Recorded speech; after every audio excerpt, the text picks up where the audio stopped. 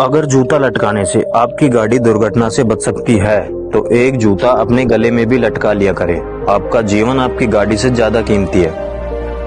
अगर उपवास ही करना है तो विचारों का करें। भूखे रहने से यदि भगवान खुश होते तो गरीब सबसे ज्यादा सुखी होता। लोग कहते हैं कि ईश्वर इंसाफ करता है। हम पूछते हैं कि ईश्वर गुनाह ही क्यों होने देता है। मरने के बाद इंसानों की आत्मा भटकती है तो फिर जानवरों की क्यों नहीं भटकती, जबकि जानवरों का तो कोई मृत्यु भोज या कोई क्रियाक्रम भी नहीं होता। कुछ लोग कहते हैं कि काला रंग अशुभ होता है। अब इनको कौन बताए कि स्कूल का काला बोर्ड जिंदगी के सारे रंग बदल देता है। मंदिर मस्जिद में ताला लगा दो, जिंदगी में कोई फर्क नहीं पड़ेगा, मगर सिर्फ एक दिन के लिए हॉस्पिटल बंद कर दो, हकीकत सामने आ जाएगी। मेरे लिए प्रकृति ही ईश्वर है, विज्ञान ही सत्य है, इंसानियत ही धर्म है और कर्म ही पूजा है। मंदिर के बाहर लिखा था अपने सामान की सुरक्षा खुद करें, और मंदिर के भीतर लिखा था भगवान की मर्जी के बिना एक पत्ता भी नहीं हिलता। हम भी गंगा को मानने लग जाए अगर गंगा पाप धोने की जगह पापियों को सजा देने लग जाए। सिर्फ दरवाजे पर शुभ लाभ लिखने से कुछ नहीं होगा। शुभ विचार रखिए अपने लिए भी और दूसरे के लिए भी, फिर लाभ होगा। देवी देवताओं को घर में रखने के बाद भी भरोसा सिर्फ ताले पर किया जाता है।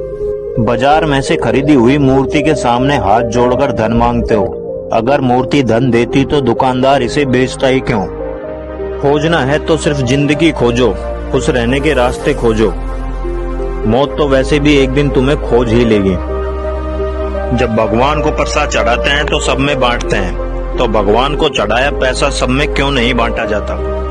जो लोग कहते हैं कि सब कुछ पहले से ही तय है, कुछ भी नहीं बदला जा सकता, वे भी सड़क पार करते समय दोनों तरफ देखते हैं। कथा सुनाने के 10 लाख फीस लेने वाला कहता है कि सब मोह माया छोड़कर ईश्वर में ध्यान लगाओ, लेकिन खुद का ध्यान 10 लाख पर टिका है।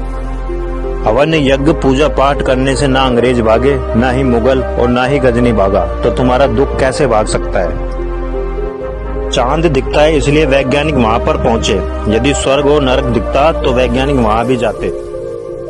इंसान को मारकर धर्म की रक्षा करने से बेहतर है धर्म को मारकर इंसान की रक्षा करे, क्योंकि इंसानियत ही धर्म है। प्रकृति एक मंदिर है, लेकिन अंधा मनुष्य उसे देख नहीं पाता। मैं लिखता हूँ अंधविश्वास के खिलाफ, लेकिन लोग मुझे भगवान के खिलाफ मान लेते हैं। इसका अर्थ हुआ कि अंधविश्वास ही भगवान है।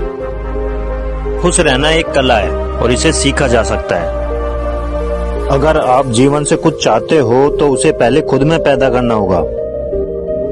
हर कोई दुनिया में कुछ नया करने के लिए पैदा हुआ है, ना कि किसी और की नकल करने के लिए। सच्चा प्रेम कभी किसी से कुछ नहीं चाहता, वह तो केवल देना जानता है।